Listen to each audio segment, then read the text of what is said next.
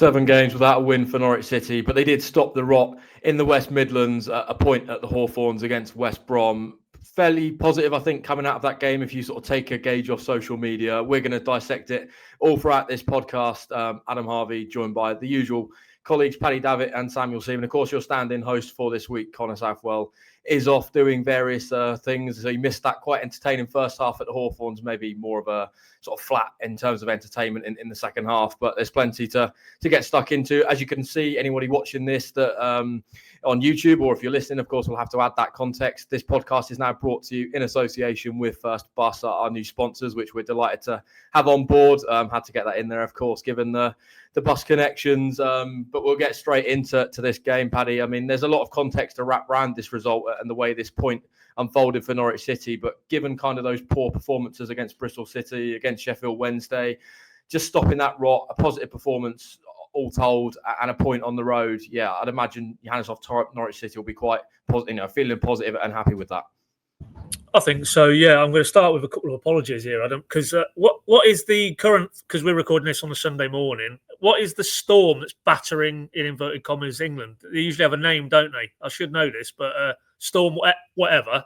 Unless you boys are going to throw the name back to me, but it's basically howling round our offices here. I'm on like the second floor, so I don't know if it's coming through, but it is very windy. There's a lot of rattling windows in the room I'm in. So it's Storm Bert. I've just looked it up. Storm Bert. There you go, well done, Sam. Yeah, so Storm Bert might be making an appearance here at some point if you hear any noises. And also, apparently the fire alarm people are in testing because we've just had a major refurb over a number of months to our offices. I think we're in the final throes. And at any point, so if it's not the wind, it might be the fire alarms. That'll probably improve the overall content on usual weekly output. But just a couple of apologies there if there's any sound issues my end. But there's certainly no need to apologise. Poor segue for Norwich and what they produced yesterday. I thought that was, yeah, I mean, I've seen a few on social media sort of saying it's the return of Hofball or it was the first signs of Hofball for a few weeks. And I can kind of see that vibe. Yeah, because there was a lot of positivity to that performance. Ultimately, it's, as you say, it's another winless game in that context. But if you draw a parallel with the Bristol game, the previous one prior to the international break, and then go back a few further days to Sheffield Wednesday, Cardiff less so. I mean, it ended in a very sour way down in Wales, but a lot of that performance was quite encouraging. And of course, the common thread between all those 3 games and even Saturday's game at the Hawthorns was injuries, unavailabilities. We'll get into that again. There's been another wave of that. But it still felt, in many respects, a bit more akin to what we'd seen earlier on in the season, the positive elements of what Johannes is trying to do with this group of players. In possession, out of possession, creating chances, good possession-based football. And against a good side, a good West Brom side. You know, they were unbeaten in 7. Too many draws, I'm sure they would say, from their point of view. Not scoring enough goals at home. They rectified that to a degree in that very entertaining first half yesterday. But a very good championship benchmark, I think. And Norwich went there and went toe-to-toe and came away with a point and merited it, I felt, for me. Yes, West Brom arguably had more of the ball, more territory.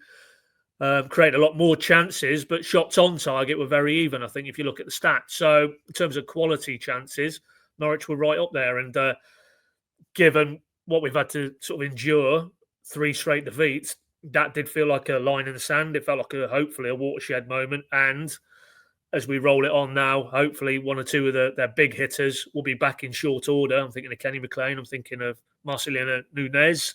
And that should hopefully add to what we saw unfold on Saturday at the Hawthorns, which for me was a bit more what we were hoping we would see now from Johannes and his coaching staff and this group of players. And they would say events out of their control in terms of injuries, maybe, and suspension in Kenny's case, you could argue to a degree. That's, again, to use a pertinent, that's blown them off course a little bit. But yeah, that felt for me like a positive, and I'm sure the majority of those, if not all of those 2,500 in attendance, would have left that ground thinking, yeah, that's a bit more like it. You know, that's the Norwich that I have felt we could identify with under Johannes and what he's trying to do with this group of players, not the Bristol version, not the Sheffield Wednesday version, albeit allowing for that mitigation, which I've mapped out there. So, yeah, my overriding feeling after that game yesterday was positivity, I think. Yeah, I mean, it was almost sort of 200 minutes without a goal yesterday. Norwich City sort of, managed to, of course, turn that tide, failed to score against Bristol City, failed to score against Sheffield Wednesday, and didn't really sort of possess that attacking prowess that we've maybe seen in recent times. And they kind of relied on Borja Sainz to come out and provide that piece of magic, which, of course, we saw at Cardiff, but almost got them something out of that game. But yesterday, obviously, we can talk about a little bit more in terms of that number 9 role and maybe what they're lacking there at the moment, Sam. But in terms of an attacking threat yesterday, if you look at kind of the expected goals, it was over 2. And you look at the shots on target, they were quite similar between the two sides. And Norwich kind of did possess those attacking qualities that we've maybe seen in the early stages of this season again.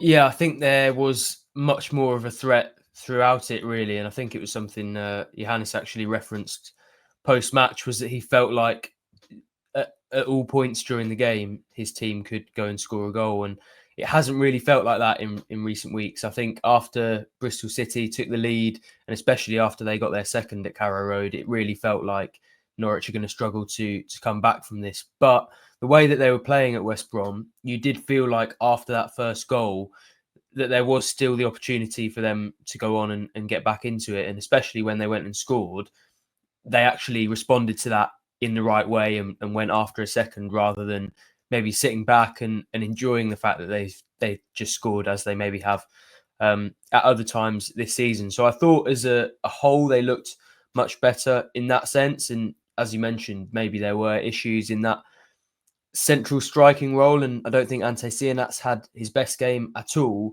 But for me, there were still a number of factors that helped them provide a bit more threat. They had Emiliano Marcondes in midfield, who I'm sure we'll come on to talk about. But the fact that he was in a bit more of a withdrawn position and was able to get on the ball more often, I thought was really helpful. They had Jack Stacey on that right side, who maybe isn't typically a Thorup type fullback, but gave them that threat where you can create a chance just with one moment, just with one good pass from Shane Duffy and one good cross from Stacey.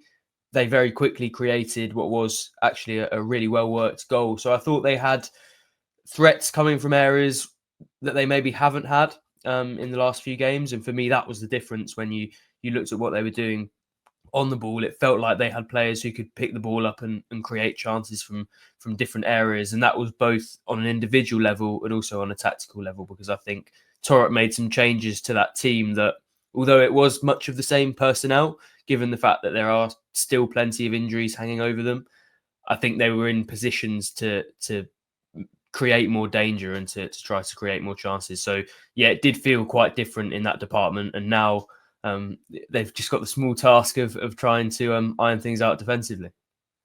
Yeah, we'll talk about those defensive issues in just a moment. But while we're on the theme, I suppose, of those attacking areas, Paddy, that number 9 role has kind of been a bit of an issue for Norwich ever since Josh Sargent's been unavailable. We've seen Ante Cianat's through the middle. In recent games, we've seen Thorup sort of decide to go in a different direction. He tried Marcondes through the middle there against Bristol City. That didn't quite work as an experiment. Decided yesterday to revert back to Cianat's through the middle. Just intrigued to get your thoughts on him at the moment in that position, because there's kind of maybe similarities to when Josh Sargent arrived and maybe when he sort of played through the middle in the Premier League. I know this is the Championship, but given the price tag that he arrived with, is there sort of a pressure on him to deliver at this stage? Still a young man, and it feels like it's going to be a longer-term project with him. It's going to take time. But at the moment, that number 9 role, he just doesn't look quite comfortable in there.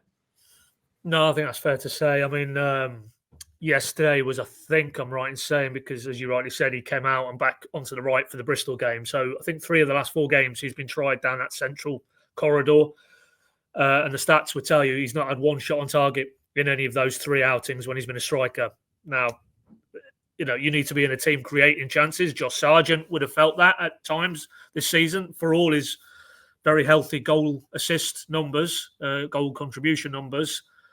You need to have the right team around you, but that's still not good enough, is it? To have your figurehead effectively in that front 3, not muster a shot on target in 3 outings.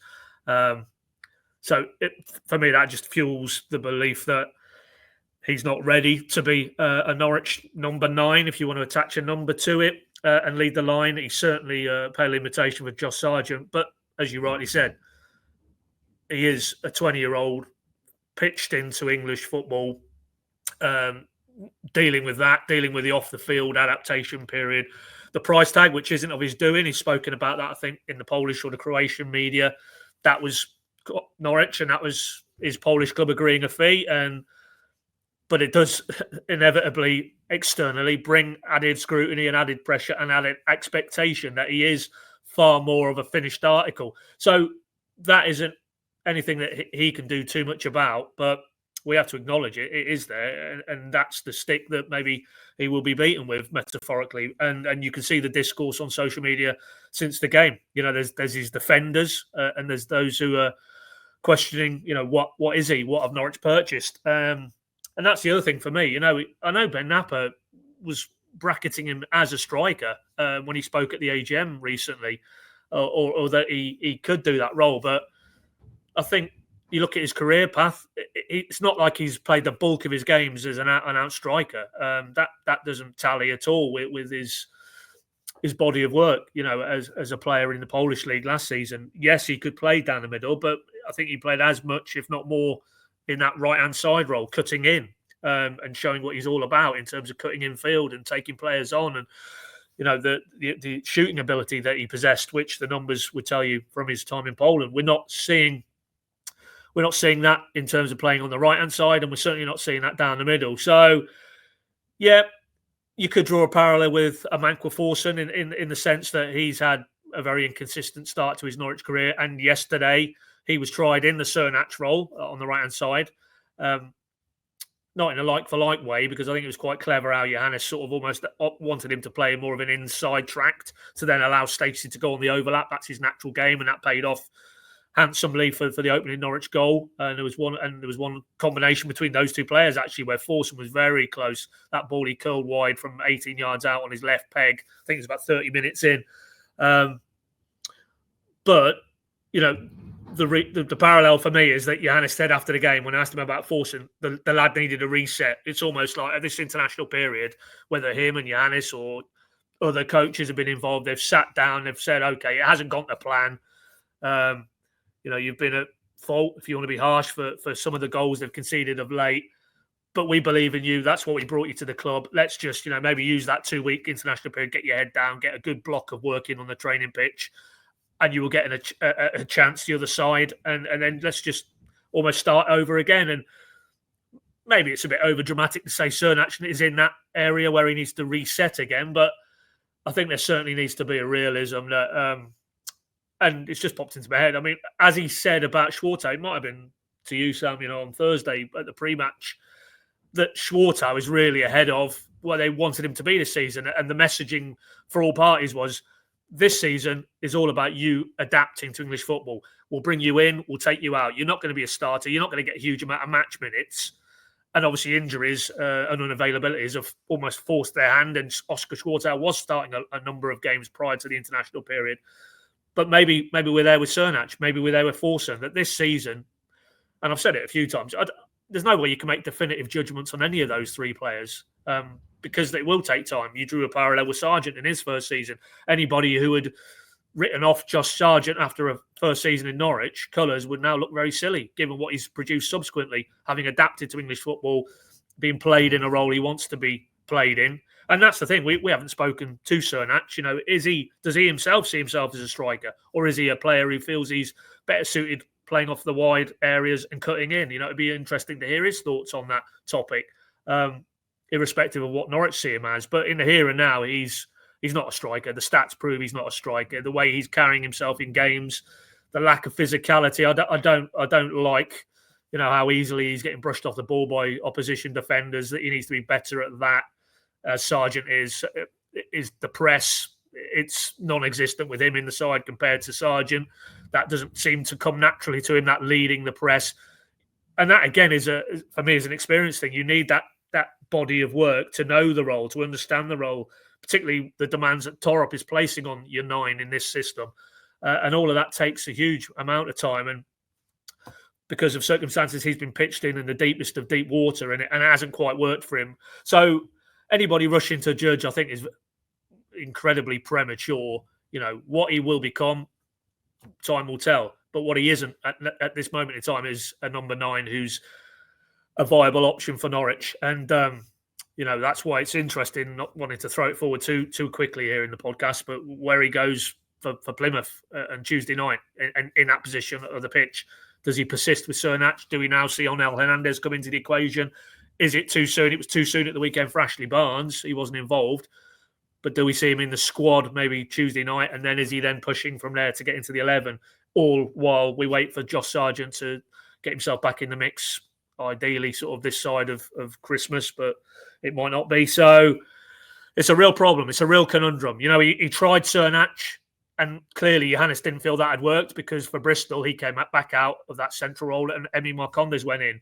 But I think it was underlined graphically for me yesterday. Emi Marcondes has to be in that middle three. That's where he's more effective. And then he can break into the box, as he did to great effect for that opening goal. I don't think he's a false 9. I don't think he's a number 9. So real head scratcher now for Johannes and his coaching team, because Cernach, for me, in the here and now, isn't the answer. And that was underlined again for me with his body of work at the Hawthorns. And really, I know he didn't score on El, and he had a great opportunity towards the end, but the difference in terms of that almost presence at the top end of the pitch between Cernach and Hernandez was quite marked, really. And that underlines the point that maybe in what Johannes wants from his number 9 within a championship combat area, he's not really fit for purpose at this stage. So, it's a difficult one, because what you don't want is to kill the lad in terms of his confidence and his self-belief. But, Johannes was talking prior to the international break, but maybe for now, much like Swartown, much like Forson, is he better coming off a bench towards the end of the game where the defences are tiring, the spaces open up, the game becomes more stretched? Will we get to the point where maybe that's where Antti Cernach's role is for the foreseeable? I don't know, but certainly in the here and now, it's tough for him, and it's tough for Norwich as well, because without that focal point, an awful lot of lifting is having to be done by Borja Sainz, and it's probably unfair to put all that burden on him to sort of lead the line, as it were. So, yeah, it's something that in a Sargentless void as it is at the minute, they need to come up with an answer. They haven't done as yet. Yeah, we'll discuss those answers a little bit later on in the podcast in terms of the upcoming fixtures. Certainly a good technical player there, I feel, and Antti Cernach's just not quite sort of discovering that form in that role at the moment. And I maybe draw a parallel in terms of projects to kind of those individuals that brought in from overseas under Daniel Farke initially. You look at the likes of Mario Vrancic, Marco Stiepermann. First season, you could see maybe they had that technical qualities, but the position wasn't quite right for them, or certain things just didn't quite fall their way. And in the second season, they really kicked on. So hopefully for Antti Cernach, that will be a similar situation. Sam, do you want to jump in? Yeah, the only thing I would say on that, and I don't mean to wish, to bring doom to the situation, but you look at Stiepermann and Vrancic in particular, and I can understand that parallel. And of course, for now, getting out of the Championship is quite a big task for Norwich. But you buy someone for 8.5 million, and for me, that's a signal that at some point you expect them to be Premier League standard. And realistically, if Norwich want to move him on for big profit, which is, the model of that club, he is going to have to be a Premier League standard player.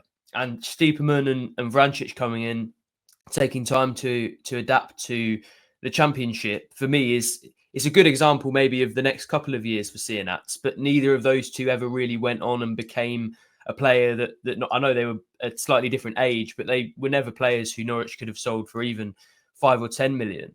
So that's what worries me, is the players who have eventually kicked on and gone to that complete next level, like an Emi Buendia, for example. He came in and hit the ground running in the Championship. I think it was 8 goals and 12 assists in his first season there. And although he then improved, adapted a bit to the Premier League, and that took him time, and then improved in his second season in the Championship, we were seeing signs pretty early that he could go on and play at a high level. And that's my concern with Cernach, is that he's cost 8.5 million. And even given his age and the fact that it's going to take time to adapt, I think for fans to believe that he can go on and be that sort of star player level, they would have liked to probably see signs, especially in the Championship, just a little bit earlier. Yeah, staying on the theme maybe of less such positives. We'll certainly get onto the positives more in the second half of this podcast. Defensive set-piece concerns sort of continue, Paddy, in terms of the way they conceded that first goal yesterday. It was a short corner. Ball gets whipped across. Mason Holgate gets free, flicks it past Angus Gunn. And I think if you kind of take a gauge of socials and you speak to fans, it's pretty clear at the moment Norwich have yet to score a set-piece goal from a corner or a free kick this season. They're conceding them quite regularly. And, of course, we saw the departure of Andy Hughes in the summer, and Norwich had quite a lot of success, I would say, last season with set-pieces. It was such an important tool in certain games where it was fine margins in the Championship, and Norwich were managing to come on the sort of positive side of those through set-pieces. At the moment, it feels like they're kind of falling the other way, and set-pieces are costing them. What do you sort of put that down to? Is it just Nick Stanley trying to adapt at the moment? Is there bigger, wider concerns moving forwards? This is a persistent issue, I suppose, now. Well, there's no doubt it is, yeah. And, I remember actually 2 or 3 weeks prior to the international break putting that to Johannes. But after it was, if you recall, the 2 very similar concessions from free kicks. The Middlesbrough, I think it was the first goal that day, the free kick back post. And it was Tommy Conway, wasn't it? It was totally unmarked. And then at Sheffield Wednesday, where it was the opposite flank, but again, a free kick diagonal, deep, back post. Cordoba, I think, was left with 2 players. And they conceded again. Obviously, George Long didn't cover himself in glory on that particular incident. And to that, Johannes said, well, we've actually only conceded 1 goal direct from like a corner. And he was talking about the Derby concession. And I guess if you want to split hairs, and it wasn't direct from a corner yesterday, it was a sort of second phase. It was a short corner routine. But for me, that would be completely overlooking the point. They do look very brittle, both defensive set pieces, whether it's corners or free kicks, and the attacking stat you've quoted there, not to have registered an attacking goal from a set piece. It's really hamstringing them. I haven't actually looked at what the sort of the mean average maybe is for the rest of the Championship in terms of goals that have been scored in an attacking sense, but not to be using that as part of your toolkit to score goals and ultimately maybe turn draws into wins and maybe a defeat into a draw is something that needs to change, because it's such an important part of the game, particularly in maybe English football as opposed to on the continent, and particularly in the Championship. And that is one aspect of this, but more broadly, that was, I think, what was that stat we saw yesterday on social? 6 consecutive games, is it? Conceded 2 or more goals. That's not all down to set piece work, but it all bleeds into what are they doing to keep the ball out of George Long / Angus Gunn's net, and it's not working, is it? If you're going into every game needing to score 2 or more to get something out of the game, it's not going to end too well for you. So these are all things that Johannes unprompted throws in. He knows it. He added again, for me, the key moment of yesterday's game as we get into it was the 2 minutes between Norwich going 2-1 in front and then 2-2, pegged back again. How often have we seen that trend? Scoring and then vulnerable. And I know that's the cliche in football. You're never at your most vulnerable soon after you've scored. And Johannes, again, unprompted, threw that into his post-match. That is an area they have to address. So maybe it's inevitable we can zone in on Nick Stanley and the set-piece element, but I think it's a much bigger, broader issue than that. It is, as I say, I've mapped out 2 other areas there. It's goals generally they're conceding and the volume of, and also that vulnerability when they get in front or they get a goal at the other end of the pitch. That has to change as well, because all of these elements are really taking the edge off a lot of the positive stuff that we're seeing. And what it is also doing is, and I know it's not all about league status in here and now, we're only sort of, in November, but it is stunting that upward mobility to get themselves in and around that top 6 where they need to be. They can't afford to come from too far back if they're going to do anything this season in terms of being in that conversation, which they were prior to this downturn, absolutely. So that's also a factor that, for me, you go in at 2-1 yesterday, it's a different game. It feels different. Psychologically, it's different. Now, that crowd, bearing in mind West Brom prior to yesterday, had only scored 2 goals at home all season in the league. They matched that tally in the first 43, as it turned out. But if it had been 2-1 and they're going in 2-1 down and they don't get a breakthrough in the first 15, 20 minutes, I think that crowd are on them. And then, as you saw, the game probably then pans out as it did, which was West Brom pressure, but Norwich then profiting on the counter. And we might have got a very similar Derby outcome then, where Norwich had to maybe be resolute defensively, which actually is a counterpoint to, they're so brittle, they're so porous. That 15, 20 minutes after half-time yesterday, they did have to withstand corners. They did have to withstand a lot of pressure, and they did it effectively, so they can do it. That is it within this group of players and this coaching staff, which is probably something to cling to as we try and navigate a path through these issues. But the reality is, that until they can address the goal concessions, then you're not going to get that leap forward and up the table. It's going to be more of the same. It's going to be incremental. It's going to be lots of positive stuff, but too much negative stuff. And I think that's what they'd managed to turn in that really spell where they were putting away sides, the whole game, the Watford game, Derby. They'd managed to just tilt the balance the right way. And it's kind of obviously maybe again they do point to injuries and unavailabilities, but it's gone back towards the other way. And they just need to wrestle it back. And they can do it because they've done it before. But for me, I think a narrower focus on Nick Stanley, on what he is or isn't doing, and set pieces is probably slightly missing the point. It's part of a broader issues that they have to address. And obviously that isn't just Nick Stanley, that's Giannis, that's Glenn, that's Jack Wiltshire and all the other coaches as well, working in tandem. But there's no doubt it is a concern, and it's something that will need to be rectified if this season is going to be a bit more than a building block season. Yeah, I suppose broadening out to those goals conceded, Sam. I mean, just to read that stat that Paddy mentioned that we saw yesterday, of course, from NCFC numbers. Leaky, he says, this is the first time Norwich City have conceded 2 or more goals in 6 consecutive games outside the top flight for 17 years, since the days of Jim Duffy and Glenn Roeder in 2007. Of course, we spoke a little bit about this on the preview show on Friday afternoon, and maybe that midfield sort of, I suppose, bleeding into this concern in the fact that Norwich have missed Kenny McLean now for the last 4 games, Marcelino Nunez for sort of the last 6 games in which they've conceded all these goals. And I think we spoke around kind of defensive work that those two do in the midfield that maybe alleviates a little bit of that pressure that defence has to take. And I suppose the fact that those two will return, hopefully over the course of this week. Of course, Kenny McLean should be back in action on Tuesday night against Plymouth. Marcelino Nunez, Thorup kind of intimated in the pre-match press conference that he's going to be back in training this week, hopefully with the view to being back available for Luton. So I suppose, do you hope maybe that those two's introduction into that midfield, the fact Slimani's obviously back in there as well now, hopefully those cramps aren't too bad to keep him out as well moving forwards. But will that, I suppose, help Norwich try and turn this tide and maybe stop conceding the goals they're conceding at the moment? Yeah, I think so. And I actually asked Jack Stacey about it yesterday, given he was obviously part of that defence, maybe not the most defensive element of that back four, but, he was partially responsible for that. And he said, yeah, when you've got injuries higher up the pitch, that does impact the defence. And he actually referenced the fact that it comes right from the front. So even Josh Sargent, you can probably throw into that mix, given we all know how good his pressing is. And I'd agree with Paddy's assessment about Seaman in that he didn't maybe offer the same sort of press. So then you've got more time for the opposition centre-backs to find the passes. The midfield is maybe a bit more difficulty covering those options as a result. And that puts even more pressure on the defence. So for me, it's not just looking at that back four. It's, as you said, the midfield and even, other areas of the pitch, because most championship teams are set up to hurt you in a lot of different ways. The West Brom fullbacks had a lot of joy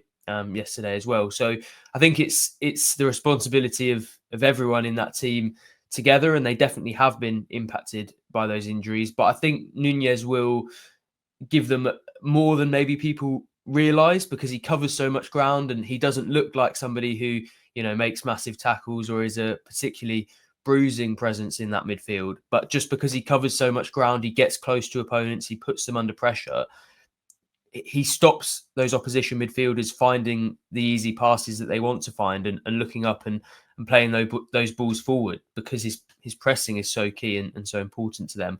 And then you've got McLean, and I think everyone knows his strengths. Not only does he cover ground in the same way that Nunez does, but his positional sense is a good one in terms of screening the back four. And he does offer that sort of physical presence that maybe Nunez is lacking at times. So, yeah, I think those two will give them a lot in a defensive sense. McLean, obviously, they've got back for Plymouth, so I think that's a positive sign. But also, you do have to look at some of the defensive mistakes that have been made, in the box at times over the last few weeks. And I don't think Mason Holgate should have anywhere near as much time as he does to flick that ball beyond Angus Gunn.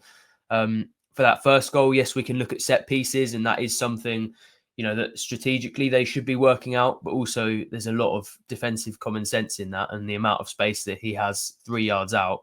Most defenders should either be playing the offside line there or should be a bit closer to him. So I think there have been individual mistakes there from the back line and from elsewhere, but also tactically you can see why those injuries have had an impact on them. Having McLean back from suspension and then Nunez back for that Luton game next Saturday, I think they will be in a much better position, but I'm sure Thorup is still looking at ways that they can improve within the personnel who have been on the pitch in the last few weeks, because I don't think they've exactly been perfect either. Yeah, I think that will wrap up part 1 of the podcast. In part 2, we're going to just sort of hopefully take a more positive look at in terms of the individuals that started yesterday. We've got a couple of new features that are sort of in line with our new sponsor, First Bus.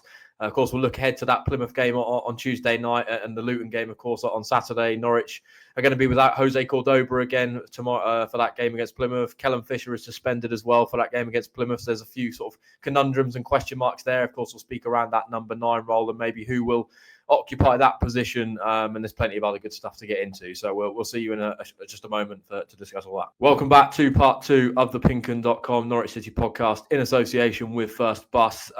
Plenty to get into in this sort of last half an hour of the show. I think we'll start actually with one of our new features, which of course is brought to you in association with First Bus. It's going to be called Just the Ticket. Anybody who has watched the PinkUn.com Norwich City podcast previously and maybe was when we were back sponsored by Coleman's, we kind of had a similar feature, I suppose, with Bring the Heat. It's going to be around players that maybe caught your eye yesterday, starred, and I think there's one individual which I think you guys might bring up, hence why I've maybe not discussed him quite so much in sort of the early segment of this podcast. Paddy, if you were to pick sort of someone that caught the eye yesterday for you, who would it be, and sort of maybe speak around their performance? Well, I'm assuming, Adam, you're alluding to probably Emi Marcondes, and he was for me the standout. I mean, we put a poll up on our WhatsApp channel. If you've not already subscribed, why not? There's all sorts of added elements like carpool karaoke from Sam on the way to the games and what have you. But I digress. But Emi Marcondes was, I think, the overwhelming winner of that poll. And as I said earlier in part 1, for me, very clearly not that Bristol deployment area of the pitch where he's got his back to goal and he's almost, trying to be something that he clearly isn't, which is, for me, seeing the play ahead of him, just that very intelligent movement. He's obviously technically a very good player. What I like, and again, you can draw a parallel with Cernak, he does have a bit of bite to him as well, that aggressiveness. He's quite happy to sort of put his shoulder to the wheel in that regard, which you need. It's certainly in the areas of the pitch in the Championship that he finds himself. But I mean, the obvious elements to his game with the goal, which was good in real time, because he's obviously had to show that desire and that sense of something could happen to get into the box.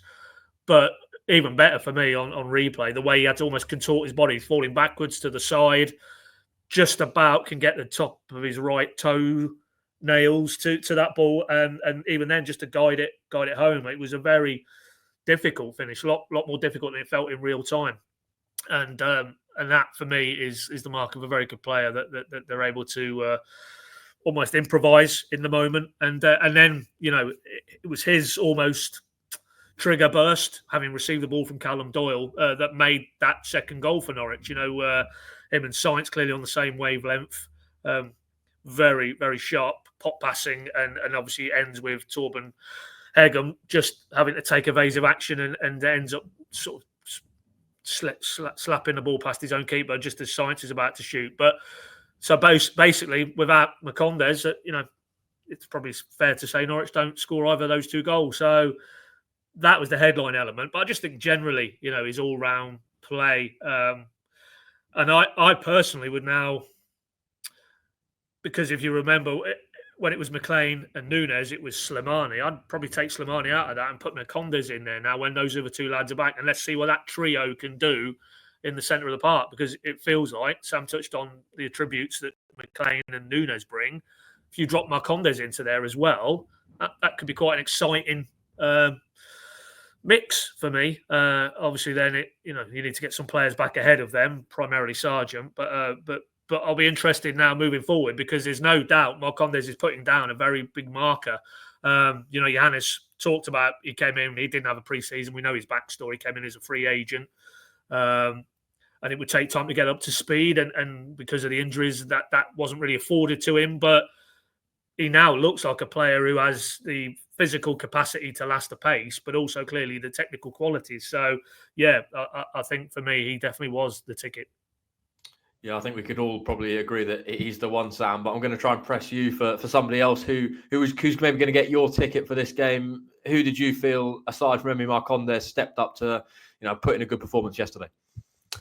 Yeah, I was glad I had a bit of time to think because there were sort of a few people that you could single out from that one. But I'm going to raise somebody who I don't think has been mentioned much, and that's Callum Doyle. I mentioned the defensive frailties, and obviously when you concede 2 goals, there isn't likely to be too much praise for the centre-backs, but I thought he looked much more comfortable in that central role. I thought Norwich got the best out of him more than they maybe have in recent weeks, and it could be that that's not down to position. When I asked Johannes at that pre-match presser, he said that the reason behind Doyle's maybe slight dip in form going into the international break was the fact that he was carrying that sort of minor injury. So it could be a bit of that as well. But I just felt that they were able to get him on the ball in more central areas, that he was able to find those searching passes. I think he was involved in that passing move for the second goal that Pad mentioned as well. And I just felt we saw a lot more of the player that Norwich fans loved sort of towards the start of the season. And it wasn't his best performance in a Norwich shirt, but it was a lot closer to what we saw maybe a couple of months ago. And I think that bodes very well for Norwich, given some of the selection issues that it feels have now migrated to the defensive area with that Kellen Fisher booking and Jose Cordoba obviously suffering from that knee injury. So, yeah, I think it's good timing for Callum Doyle to sort of re-find that form. And I thought he was much better at the Hawthorns yesterday. What about you, Adam? Yeah, for me, I could probably pick either of the fullbacks. I thought Callum Fisher done a pretty good job dealing with Tom Fellows, who Johannes Thorup spoke in the post-match feels is one of the most exciting young talents in the Championship. And I thought initially he gave Fisher quite a torrid time. And there was a few times he managed to sort of get the better of him and whip the ball across. Of course, it was his ball that found Madger for the second goal. But I felt certainly Callum Fisher grew into the game and actually got the better of him probably over the course of the 90 minutes. So, or before Fellows was taken off, I think it might have been around the 75th minute. So that was an intriguing battle. But the one I probably wanted to highlight, I felt, was Jack Stacey, who, of course, has been an omission from recent games due to the form of Callum Fisher in that right-back role, but obviously got thrusted back in yesterday, given the Jose Cordoba injury and Doyle shifting back into the centre of the park. Callum Fisher operating it in that left-back role. And of course, he was instrumental in the first goal for Emi Marcondes. Of course, it was Duffy's ball through and sort of just that pace to get down the side and the perfectly weighted cross to find Marcondes. And I actually felt just going forwards, he actually had a pretty positive impact for Norwich in terms of getting down those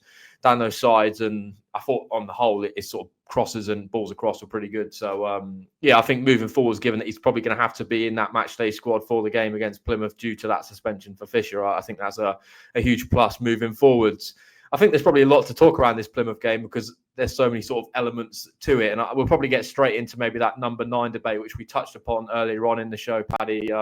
We spoke there about maybe Seaman and his struggles in that number 9 role. You mentioned at the time, Ono Hernandez, of course, came on and operated that role through the middle yesterday. And I think we all got the sense he's not fully match sharp. Of course, did get 2 blocks of 90 minutes for Cuba during the last international break, but just offered a threat in behind. And he had an opportunity, of course, sort of around the 83rd minute, I think it was, where he managed to actually get in behind and sort of just to an angle, but just didn't quite pull the trigger. Maybe that kind of match sharpness just isn't quite there at the moment, because I think had he have been up to full speed, I think he probably would have decided to pull it. Of course, still looking for that sort of championship goal, been a couple of years now. So I'd imagine he's sort of almost yearning for that opportunity. And we saw the effectiveness of him through the middle in those Carabao Cup games. I know it was against Stevenage, but I even thought Crystal Palace, who are a Premier League outfit, and that night they started the likes of Gehi and, some pretty good players. I thought he had a pretty good game that night as well. So given the couple of games they've got ahead this week, where's your head at in terms of that number 9? Do you think he'll stick with Seaman and give him another opportunity? Onel, of course, going to be back. Ashley Barnes not in the matchday squad yesterday, but Thorup said post-game, certainly one that he's hoping to try and bring in, probably more likely from the bench on Tuesday night. But Where's your head at in terms of that number 9 role? Well, it's difficult. It's difficult. I mean, I put in the pointers. It's the impossible challenge for Thorup, because who can possibly give you what Josh Sargent gives you? Nobody is a simple answer within the current group of Norwich players. So, it's almost trying to how you can limit or what you can't replace in terms of Sargent, and almost offset that. And we've spoken, at length in this conversation about it's not just with the ball and threat inside the box, but is increasingly probably the off the ball stuff, the setting the press, which, as we've discussed, and I think it's fair comment, that does, like a thread, lead to maybe some of these issues in terms of goal concessions. So for that reason, pulling all the strands together, I think it can't be Cernach for me, because he doesn't give you enough off the ball. He's not giving you enough on the ball. I'll trot out that stat again. He's not mustered a shot on target in 3 attempts playing down the middle. So in pure black and white metrics terms, it's not going to cut the mustard, is it? So, but there isn't an outstanding alternative. If there was, it probably wouldn't have been Emi Marcondes in the false 9. But I just think the fact that it was Hernandez was the first go-to, that Hernandez would be the first go-to, because I think it'd be a stretch to parachute Barnes straight into a starting spot. I can see him in the matchday squad on Tuesday night, and I can see him getting on the pitch, depending on how the game unfolds in the second half. But I think if it's somebody you want up there who will occupy defenders, will give Norwich maybe an out ball, will give them that threat in behind, as he showed for that chance you referenced, Adam, then it's got to be on Hernandez for me. I just don't see an alternative. And whether you start Cernach on the right or whether you bring him off the bench, that's another sort of subsidiary part of this equation. But it's just hard to make a case on the evidence we've seen now from Cernach that he should get another go leading the line, because, let's be brutal, he's not leading the line, is he? So, what I would say is I haven't studied in any length what Wayne Rooney's Plymouth looks like, how they set up, what they are defensively, what their shape is, what they try and do, what approach they'll come with. Will it be a low block? Will they be a bit more progressive than that? So, I'd have to go away and maybe study their threat and then overlay where Norwich can maybe profit. But I just think in terms of who's more likely to concern a Plymouth backline, I think on Tuesday night at Carrow Road, it's for me going to be Hernandez rather than Cernach. And that's not saying he's the answer mid-term. That's not saying he's the answer longer term, because clearly the answer is Josh Sargent. But could that give something that Cernach isn't giving them? And then as a result, they would have a bit more of an attacking platform, a counter-pressing platform for Science to come into his own, Marcondes to continue where what he's doing, and whether it's Forson, whether it's Cernach on the right-hand side, because what needs to be is not necessarily who's the best number 9 option on Tuesday night. It's who's the best player within the broader team setup to get a result and ideally get a win, because I think they really need to now back up what happened at the Hawthorns with a win at home against Plymouth and then roll into Luton. But I'll throw it on back to you boys. I mean, put you on the spot. Who's your number 9 for Tuesday night?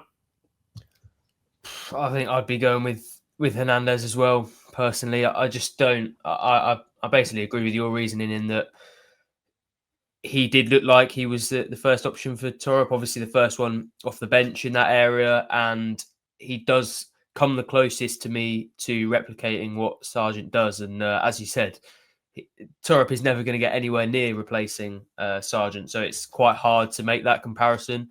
But Cernach isn't somebody who really tests defenders by running in behind. He doesn't create the space for the midfield as a result, and he doesn't really have that sort of physical presence that almost scares defenders a little bit that I think Hernandez has. So for me, and I understand he gets criticised a lot for his lack of end product. I think you look at the stats and there is a problem there in terms of he can't really convert that danger to end product on a regular enough basis. But for me, if you've got 2 options there who aren't going to score, and Ante Cernach has only scored once this season as well, you may as well pick the one who's going to create a little bit of chaos and maybe give the opportunity for other people to score with a little bit more space. So for me, I understand the criticism of Hernandez, but in a way, it's almost irrelevant because you haven't got much of a natural goal scoring option in there.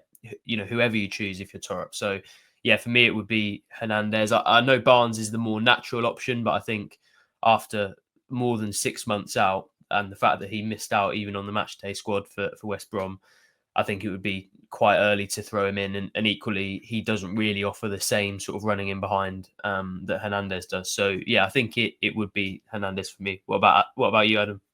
Yeah, I think I'd echo all the sentiments that you two lads have just said there. For me, in the here and now, Ono Hernandez is the one that I would go to. We can have a broader debate maybe on another day in terms of January and whether that's an area that Norwich should be looking at to try and strengthen, because clearly in Josh Sargent's absence, they do lack options a little bit. I know Ashley Barnes is now back available and we're yet to see him in a Thorup system. And, Thorup did speak around kind of looking at Burnley clips and maybe, kind of in terms of the system, how that might work with Ashley Barnes when he's back fully fit and back available for him as an option. But of course, you look at his age profile, he's probably not a longer term option for Norwich. And you'd imagine Josh Sargent's going to have lots of interest come the summer again if he's kicked on again in the second half of this season. And you look at that sort of leaves you with Antti Sienats as maybe your only option come next summer. So I think that's clearly an area that's forward thinking Norwich have got to look at. But just in terms of that Tuesday night game, Paddy, there's also going to be some issues in terms of defence, because we saw Jose Cordoba, of course, missing yesterday, that knee issue that flared up against Leeds, an issue back in sort of behind his knee, went away with Panama in the last international break, played both the games, full 90 minutes for them, did actually grab an assist in the second game. Obviously has come back, trained on the Thursday morning. Thorup said wasn't fully comfortable, looked at him again on the Friday, decided that it's not worth the risk, but they're going to get it scanned and obviously check that there's nothing more serious there, but pretty much ruled him out for Tuesday night already. Added to that, Callum Fisher picking up his 5th yellow card of the season means he's going to be unavailable. Of course, occupied that left-back role yesterday with Callum Dawes shifting back into that left centre-back position to sort of, I suppose, cap off where Jose Cordoba would be. So that leads itself to how Norwich fill that left-back role on Tuesday night. Obviously, Ben Krezene, we've seen him in sort of the early parts of this season, been pretty anomalous in terms of his sort of availability for Norwich in terms of from a start in position recently. Thorup decided not to go with him. Not even really seen him off the bench much in recent games. So where's your head at in terms of that role on Tuesday? Who do you see Thorup sort of, I suppose, going towards for that position? Well, I mean, very similar to the previous debate. I mean, there's not an abundance of options, really. For me, it's got to be Krezene, because if not, what you do, you shoehorning Jakob Sorensen in there, because other than that, I just don't see. I'm looking down the team sheet yesterday, and we know there's not going to be too many more additions. There really isn't any other. Yeah, I mean, I'd agree. Callum Dawes for me is a centre back. He's not a left back. He gets exposed. His lack of pace as a left back, we've seen that. You speak to any Coventry fans who watched him there, and he played centre back in that season when they got to the playoff final. He's a push left sided on a 3 maybe, but not a left back for me now. I think that's been proven really defensively going forward. As he showcased again yesterday, not just the role for the second goal, but that ball he threaded for Sainz to run the length of the half and then chop back, and just by his standards, a very tame finish, but just wonderful technician on the ball. And I think he gets more opportunity and he's afforded more protection by playing centrally. So for me, I wouldn't want to see Doyle shifted back out to the left, keep him there alongside Duffy, bring Krezene in on the left. And that's, for me, fairly minimising the negative impact of Fisher. I think, why Fisher and not Krezene yesterday at West Brom, that was very much, because I put it direct to Giannis, that was very much countering Tom Fellows and his threat levels. They wanted a really athletic, combative, tigerish type of defensive option to go up against him. And, somebody who's maybe got a lot of championship games under his belt this season. And that, for me, was Fisher over Krezene, who's far further back in his development, you could say, curve. So, but I think Tuesday night, Plymouth, Carrow Road, it's hard to see why you wouldn't go. I mean, what signal would it send, you could argue, to Krezene if Sorensen is playing left back on Tuesday night, given that it's all about trusting young players, giving them opportunities, and backing that judgment in the market originally to bring him in the summer. You know, they clearly think there's a raw material there to work with. He had a little taste of it early part of this season, brought him back out again. It does feel, for all reasons discussed, maybe Tuesday's a good opportunity to bring him back in again. Because I thought, he's been bright in 1 or 2 cameos recently. It looked like he'd, maybe gone away and reflected a little bit and worked on elements of his game he needed to. And he's made an impact. So, yeah, for me, he probably does merit taking that shirt on Tuesday night. What about you boys? Yeah, I think I'd probably agree with that. I sort of can understand the sort of thinking behind Thorup and the rest of the coaching stuff, or why they opted for Fisher yesterday. As you mapped out there, it made sense given the threat that Tom Fellows had. And I think obviously Plymouth have got lots of pace in terms of the wider areas. Barley Mumba, of course, I think operates as one of their wide men. They've got the lad Sissoko, I think his name is, who's had a pretty positive start to the season by all accounts. So clearly got lots of pace, clearly got a threat. And I think Krezene up against that, you'd probably back him to have a pretty good sort of, I suppose, grip on that and that situation. So I feel like for me, yeah, I wouldn't want to see Doyle shift back out, because you look at the other defensive options. I mean, not to dig out Grant Hanley, but his performance levels, I don't think have sort of been a situation or a level where Norwich would be overly happy with. And I don't think even he, if you spoke to him in a quiet moment, he'd be overly happy with the way he's performed in a Norwich shirt this season. And of course, did get an opportunity with Scotland in the last international break. So clearly up to a match sharpness. So there is an option there to do that. But for me, Doyle in that left centre-back role, very good yesterday in that position. And I think, yeah, his best performances in a Norwich shirt so far this season have come there. So I'd be remiss to switch him back out. Sam, where's your head at? Yeah, I think you're bang on. Obviously, the only option really is to put Doyle there and go with the centre-back. And it's not only Hanley that it feels like Thorup doesn't really trust or want in that centre-back role at the moment. It's also Brad Hills, who I know has had this back injury, but before then was sort of in and out of matchday squads and wasn't pushing past Hanley, who's somebody who, Thorup, being realistic, has sort of contorted the team in every which way just to avoid putting back in from the start. So, yeah, I think the fact that he clearly doesn't have a sort of centre-back option that he trusts in there means he can't put Callum Doyle out there. I think Jakob Sorensen as a left-back is probably something to be left in the past. And in that sense, he doesn't really have another option other than Ben Krezene. I suppose he did try Sorensen at centre-back in pre-season, but from memory, and it is a while ago now, but from memory, that went pretty poorly as well. So I think down to lack of options, it will be Krezene. But equally, I feel a bit sorry for him in a sense, because I actually don't think he was too bad at all towards the start of the season. I thought there were plenty of positive signs. And actually, when I asked Thorup about him before the Sheffield Wednesday game, and he sort of referenced a dip in form and confidence, I have to say I was a little bit surprised, because I didn't really recognise that. It just felt to me like he was unlucky with, competing with Callum Doyle and in a team where Jose Cordoba had to be in that centre-back role as well. So I think Krezene has shown that, he's not a bad player to come in whatsoever. And if I had to predict what sort of performance he'll put in against Plymouth, especially given the hunger that he'll have to show that he deserves a place back in that team, I'd say that he'll be an asset. So I wouldn't be too worried if I was Thorup. I think that back four of Krezene, Doyle, Duffy, and Stacey, even though it maybe wouldn't be his first choice one, is actually a pretty decent one. So it would be Krezene for me as well. I'm going to push you boys for a points haul for this week in a very short order, so I'll give you a few moments to think about that. But one positive headache selection for Tuesday night, Paddy. Kenny McLean does return from suspension. I think it's been pretty clear in the last 4 games how much they've missed him, just that kind of tenacity, that steel he brings to the midfield. And he's quite an underrated player. I think maybe in these recent games, maybe even those fans that aren't fully on board with Kenny McLean have maybe realised the impact he has on this side. So just how big a boost is that? But I suppose also, how does that fit for Thorup in terms of that midfield mix? Because you're not going to be dropping out Marcondes. So maybe that kind of looks at Sorensen, it looks at Svartau. Where do you see the change coming on Tuesday night in that role?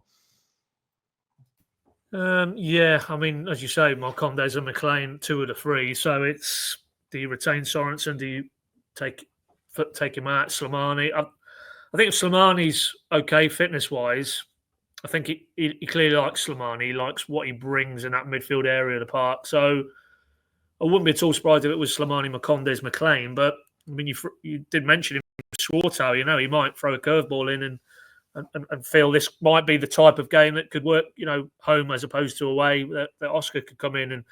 And he's, in again, glimpses, more so than the I don't think anybody really emerged with too much credit in those games against Sheffield and Bristol. But, prior to coming off the bench, he looked like he had something about him. But as we discussed earlier in this podcast, I think this season is very much as and when, just have a look at him, take him out, have another look at him. So that would suggest he probably isn't going to come into the conversation for a start on Tuesday night.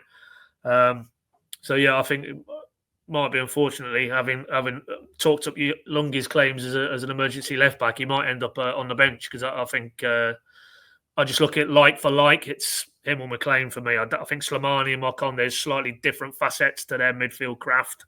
So if McLean comes back in, I think Sorensen being the most McLean-esque option in that midfield in terms of what you want him to deliver, would make way. And that wouldn't be a bad shout, because purely in terms of, there's a player who we know hasn't played really any football up until he got thrust in at Cardiff, and then he's played a lot of football. There was another 75, 80 odd minutes under his belt yesterday, and what you don't want is just push him, and then he goes again and his body breaks down and he's out for another length of time, which is, clearly how they've treated Marcelino Nunes this time round post Stoke.